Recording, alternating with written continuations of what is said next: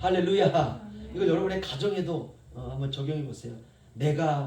너가 있는 이 가정에 평강을 주리라. 할렐루야. 그렇게 적용하는 겁니다.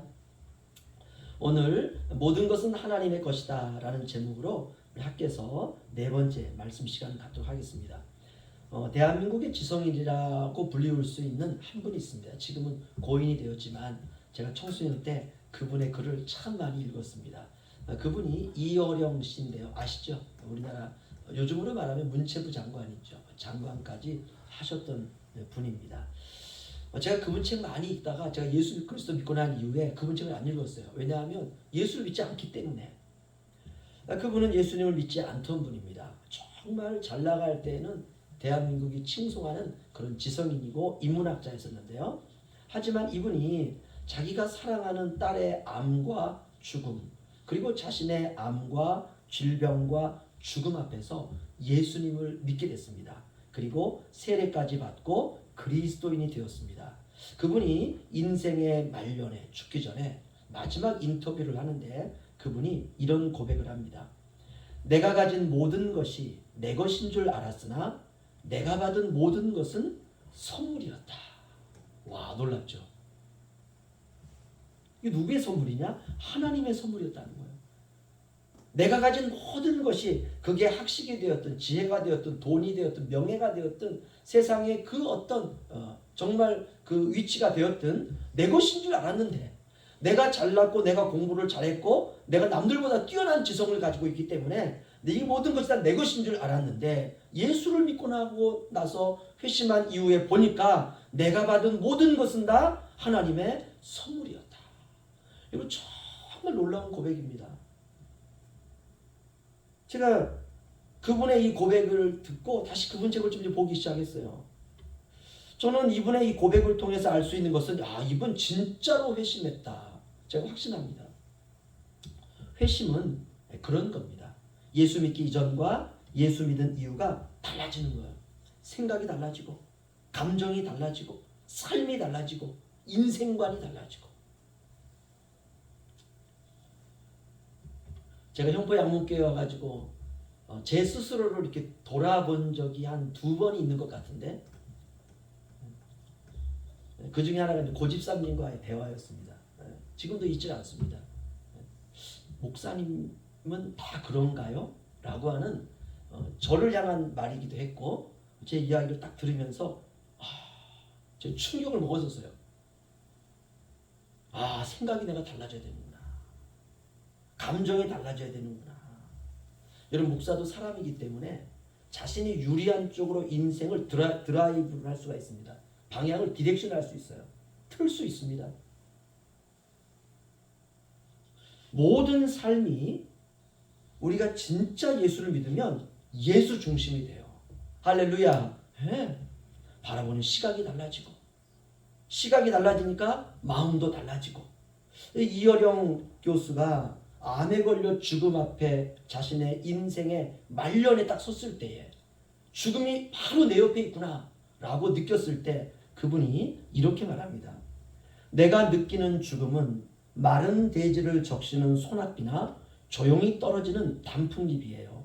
때가 되었구나. 겨울은 오고 있구나. 죽음의 계절처럼 오고 있구나. 그러나 내가 받았던 빛나는 선물을 나는 주님께 돌려주려고 합니다. 와, 이거 얼마나 멋집니까? 우리가 이렇게 인생은 주님께 돌이킴을 경험하고 주님께 가는 것입니다. 오늘 우리는 학교에서 말씀을 읽었습니다. 배경은 제가 3번 설교하면서 설명을 드렸는데 잠깐 설명을 드리면요. 이스라엘 백성들이 하나님을 반역함으로 남유다와 북이스라엘이 서로 시기는 다르지만 결국은 이방 나라에 의해서 민족이 짓밟히게 됩니다. 그리고 다는 아니지만 포로로 끌려갈 사람들, 유능한 사람들은 다 포로로 끌고 가버리고 말아요. 그래서 70년 동안 포로 생활이 지난 이후에 고향 땅에 돌아와 보니까 모든 게 황폐되었습니다. 여러분 우리도 한번 생각해 보자고요. 전쟁이 일어나서 저와 여러분이 이제 타향살이를 하게 됐어요. 그래서 우리가 떠났는데 70년 동안 현포를 오지 못했어요. 그래서 70년이 지난 다음에 우리가 현포로 돌아왔더니 어떤 일이 벌어졌느냐? 집은 무너지고 터도 사라지고 산은 무너지고 폐허가 되어 있는 것입니다. 이스라엘 당시에는 모든 건물이 콘크리트가 아니라 다 흙집 아닙니까? 그러니까 그들의 집은 말할 것도 없고 예배하는 성전도 다 무너지고 낙심하고 정말 절망하고 있는 그들에게 학개 선지자가 말하는 겁니다. 낙심하지 마. 우리에게 하나님이 계시잖아. 그분은 살아계셔. 왜 그런 절망스러운 표정을 하고 있어? 그러다 백성들이 이렇게 말합니다. 우리에게 남아있는 게 없어요. 뭐가 있어야 건축도 하고 뭐가 있어야 함께 모여서 먹을 것도 마련할 거 아닙니까? 우리에게 남은 것이 없어요. 마음은 희망을 품을 수 있지만 우리의 현실은 절망뿐이에요. 아무런 소망이 없어요. 솔로몬의 영광을 본 우리는 지금 우리의 현실이 막막합니다. 그들의 말과 표정과 표현은 사실이었어요. 이스라엘 백성들이 애굽을 탈출하여 광야에서 가나안으로 12명의 정탐꾼을 보냈습니다.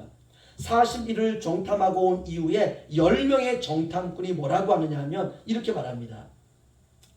가나안이 축복된 땅이기는 하지만 거기에는 가나안의 7족속이 있는데 귀골이 장대하고 그들은 군대를 가지고 있고 우리보다 힘이 세고 우리는 그들 앞에서 메뚜기 같습니다. 절대로 가나안 땅에 들어갈 수도 없지만 우리가 들어간다 한다면 그날로 우리는 전부가 다 몰살당할 수밖에 없습니다.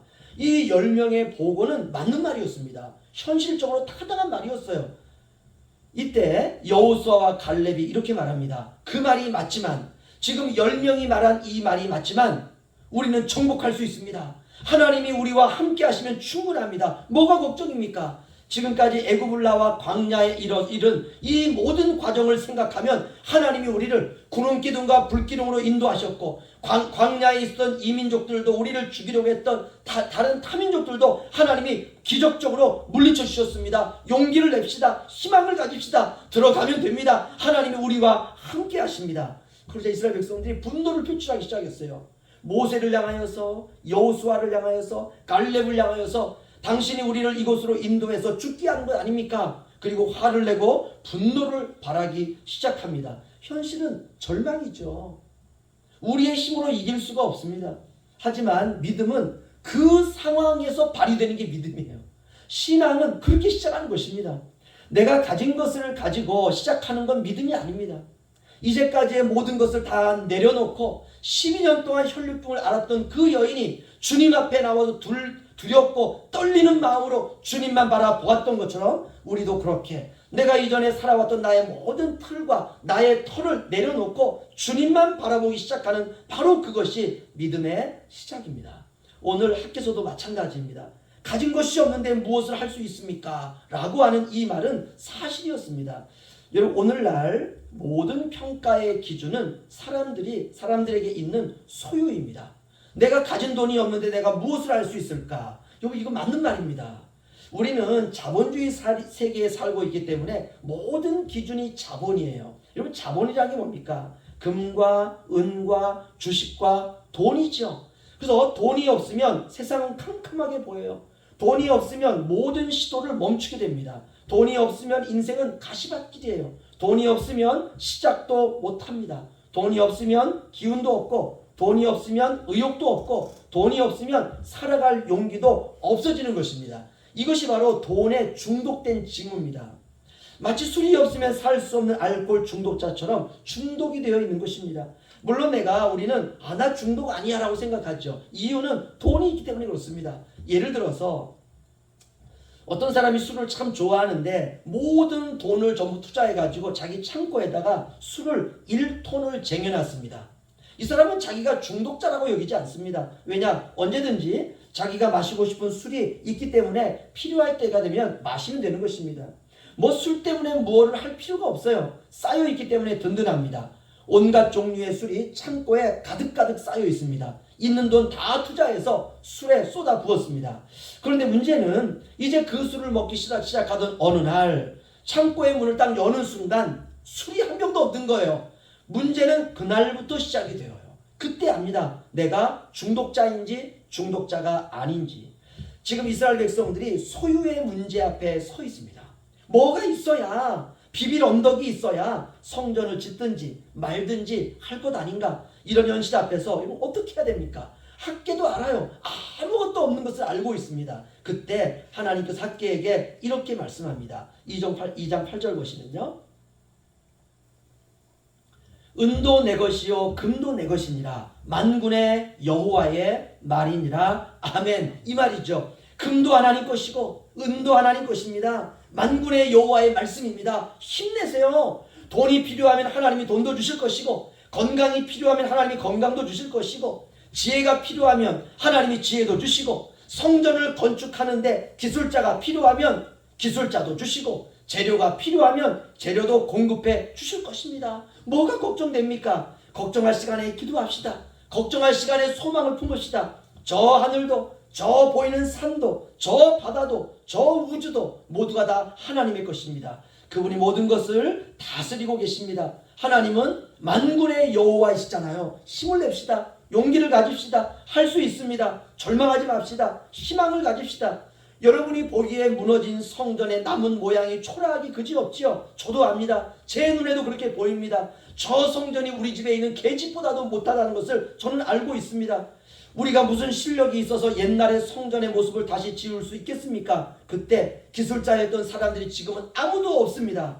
우리가 지금 눈에 보이는 무너진 성전에 무엇을 기대어서 우리가 얼기설기 성전을 리모델링한다 할지라도 보잘것없는 것은 불보듯 뻔합니다. 저도 압니다. 그래서 제 마음도 아픕니다. 하지만 그렇다고 우리 모두 좌절해서 땅만 치고 울까요? 다 포기하고 때려치울까요? 그럴 수는 없습니다. 해봅시다.